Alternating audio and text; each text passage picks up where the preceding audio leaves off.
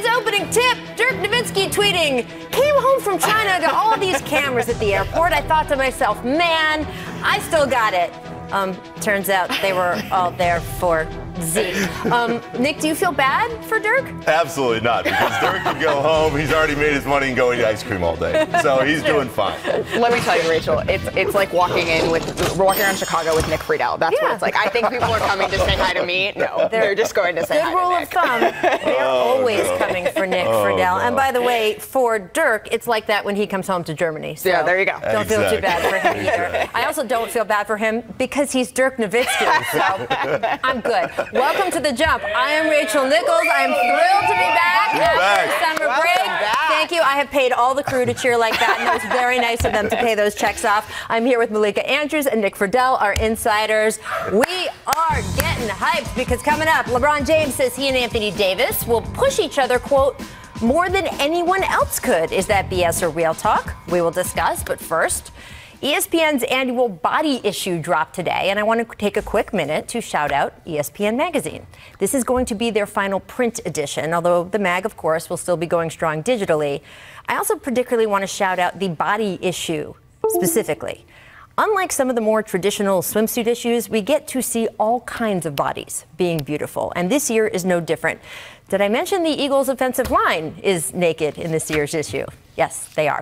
As for basketball, the only NBA player featured in this year's edition is 34-year-old Chris Paul, entering his 15th season.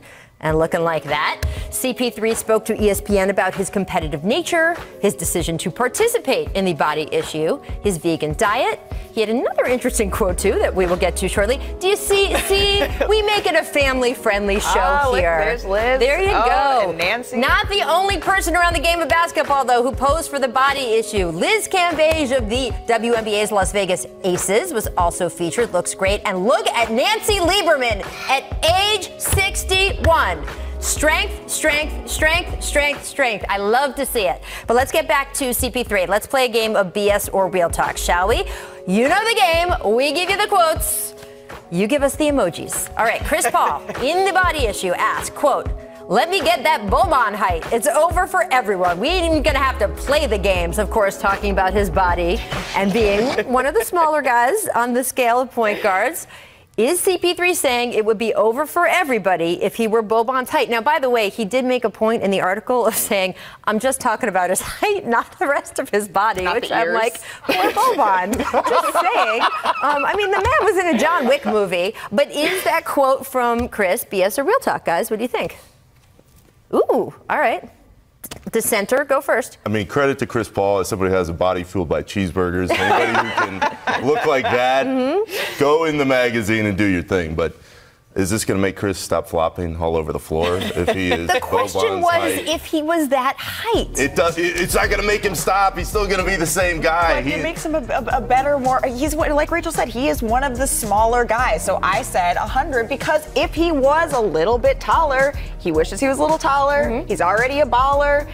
You know, so he's got a girl who looks good, eating taller. Right, you know? exactly. 20-inch rims on the Impala. Like, it's all good. Like, if he wants to add that height, I think that it does make him a better Nick, do I ask her if that song came out before she was born? Because I believe it we did. already know. We already know. But then you get extra props for knowing the lyrics. Yes. Exactly. Paying Look, it's a chicken and egg thing for me, right? Because I think he developed the court vision. He did the work ethic. He did the passing instincts. He did because he needed to do all of that to make it in the NBA. If any part of his game was less than 100 in any of those areas, he would not be an NBA player and a lock for the Hall of Fame. So, look, I mean, if he had that height, maybe his work ethic would be different. Now, if he was the same Chris Paul with that height, I put some money on him. So, there you go. Exactly. Want to move on to LeBron James because he posted an Instagram story working out with Anthony Davis. And he wrote in the caption referring to AD, quote, we're going to push and challenge each other more than anyone else could. So, guys, is that statement BS or real talk? What do you think? Ooh.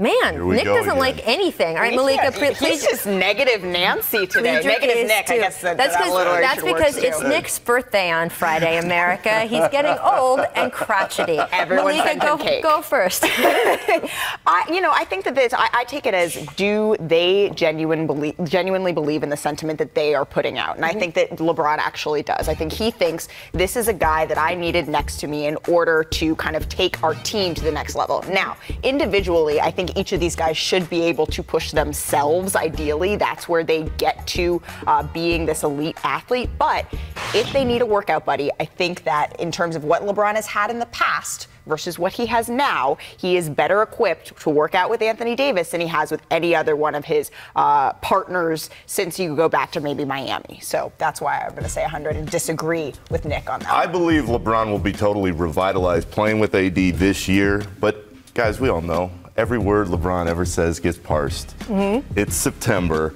But you're telling me that Kawhi wouldn't be just as good, or Steph or KD or Draymond in that situation? So I know LeBron said nobody could push us any more than we could be pushed ourselves. No. If you plug any star in that scenario with LeBron at this stage of his career trying to win a title, it's going to be tough for them to jump over that hurdle. But here's the advantage of Anthony Davis over all of those guys you just named. And by the way, I'm not calling Kawhi Leonard old because I know how old he is. But Anthony Davis is younger. And the fact that AD is able to shoulder the size of load we expect him to, especially now that Boogie Cousins has gone down, and let LeBron kind of maybe have, he talked for years about, I'm going to give Kyrie the keys and start to step back a little. I expect this to be still a huge season for LeBron, but I hope that Anthony Davis can give him the room to save some of his body for when I know he really wants it to be a huge season, April, May, and June. And so I don't know about pushing each other, but I do think AD has sort of a unique, of those guys you mentioned, a sort of unique role in the fact that he is, if he can stay healthy, he is physically able to carry that load in a way that certainly we expect Kawhi to load manage. He said it before, though, Rach. Do we really think LeBron can step back at this point? Do we really think his ego will allow him to take that second? You guys can't have it both ways, though, because you can't both say, man, he's coasting on defense during the regular season. This is uncool. And say, she was watching the show. She was watching the show yesterday. But I wasn't missing in that. You can't have it both ways. You can't say, oh, he's coasting, whatever, and then say, oh, he can never pull it back and preserve himself for the postseason. He can't control himself. But can he be the second guy on the team when the season starts? Can LeBron James at this stage of his career say, you know what? It depends. What does that mean? It means that his ego will not get in the way of him saying. Don't answer the question. Tell me what do you mean by asking? His second guy, how? Second guy, this is Anthony Davis's team. But who has He's to going to be that? the star. He's always LeBron James. He's always LeBron James, but is Anthony Davis better equipped right now to start a year to be the number one star on a team that even includes LeBron James? That's the question. Well, but I think the definition of stardom is sort of where we get into here now, because it's like, okay, are we talking about stardom in terms of presence and endorsements? Media and No. endorsements? Right. And no one's LeBron. ever going to overtake LeBron as the face of that. Are we talking about in terms of primary ball handler? Is that what makes someone a star? So I think that's where the definition there gets a little bit muddy. Things like that. And look, I think we are going. LeBron is the age he is. He's turning 35 this December. So it is smart for him. Yeah, unlike some people we know. So it is smart for him to manage his season. Absolutely. And I think Anthony Davis is a really good person to have next to him to manage his season. We will see if it pans out that way. Let's get to the Mavericks missing the playoffs for 3 straight seasons. But Luka Doncic is here, and he is confident in his team's chances to turn it around. Here's what Luka said when asked about his plans for this season. Quote, I always like to say my plans are to win the championship. We'll make the playoffs, though. We must. That's our plan, and I think we'll make it. All right, Doncic saying the Mavs will make the playoffs this season in the West. BS or real talk? Ooh. Real talk. Man, all right. Finally. I know. All right. Finally, happy Nick. Give it to us. I'm ready. I think Dallas is ready to take that step. Okay. And when you listen to other guys around the league, the other star players, they say Luka Doncic is the real deal. Yeah. So if you have him taking another step, losing all this weight this summer, getting better shape, Porzingis comes back, it's always tough off an ACL in that first year, but he can give them something with the core they already have in place. And I think Rick Carlisle is one of the very best coaches in the league.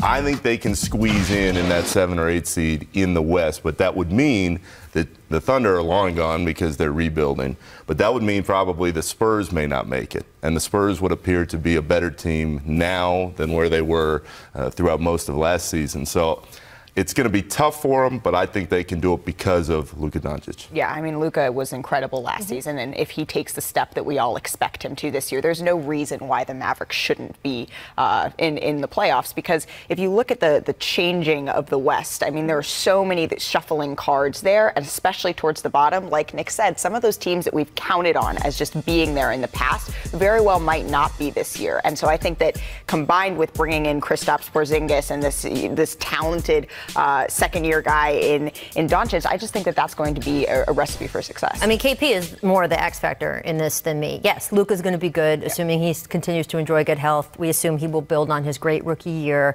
He's still going to be a second-year player, and there's still 4 other guys on the court, or when he's not on the court, 5 other guys on the court. I want to know what KP can do. I want to see how much he can hold up his health through the whole season. I want to see those guys work together. But even if all that goes great, I absolutely think they have a chance to make the playoffs. But again, if you say they're going to make it, you have to talk about who you're going to take out. You mentioned the Spurs. Let's just talk about the West. We certainly expect the Clippers to make it. Right. I know the Lakers expect to make it. I know the Trailblazers, who made the Western Conference Finals, expect to make it. Denver expects to make it. That's 4. Houston expects to make it. Warriors. We're up to 5. Utah expects to make it. We're up to 6.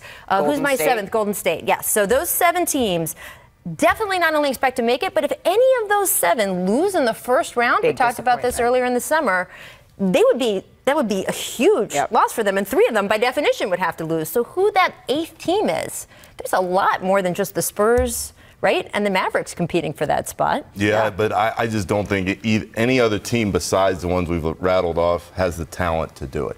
Maybe somebody surprises us, but I think that's where it comes in that 7th or 8th spot. Somebody's got to beat out somebody else, and I think it's going to be Dallas potentially over San Antonio. And I'll put one more team in there that I'm sure wants to make a splash, New Orleans. Yeah, I was going to say, I'm sure the Pelicans will now. Who has had you on their bulletin board? The Timberwolves have had you on their bulletin board. Bulls. Now the Pelicans. Who hasn't had me on the bulletin board? Also, That's the Sacramento Kings. Don't worry, guys, in New Orleans and Sacramento. And I guess San Antonio too, since you said they. I'll send you the video clip. We're good. Team USA pulled off a 1-point win in an overtime thriller against Turkey yesterday. Well, yesterday for us. I mean, who knows? 6 days ago for them. Here's what Miles Turner said after the game. Take a listen. Man, it was crazy. That was crazy. One of the best games I've ever been a part of. Miles Turner saying that was one of the best games he's ever played in. Was that BS or real talk? Oh, all right. Malika? I mean, I guess it depends. The definition of best is to be kind of squishy here. I mean, was it the most exciting for him? Was it, his personal best performance? That can't be what he's judging this off of, right? So, I mean, was it the most fun? I need a little bit more information. But if we're going off of performance or a best game coming down to the wire, I mean, I can't get behind that as that being the most exciting. It surely got everyone's adrenaline up because a loss they were this close to losing. That being said, I just can't think that that's the best game he's ever been a part of basketball-wise. Make your free throws, kids. Go ahead. Miles Turner has been part of plenty of playoff games in his career, but he's never gotten past the second round. And off the top of your head, what's the one game that would appear to be on this level for him? Probably that Game 7 in Cleveland when LeBron pulled it out against the Pacers. So if you're Miles Turner in your pro career on this platform, on this stage, I think it was gigantic. And this is the issue I have with Devin Booker and a lot of the younger guys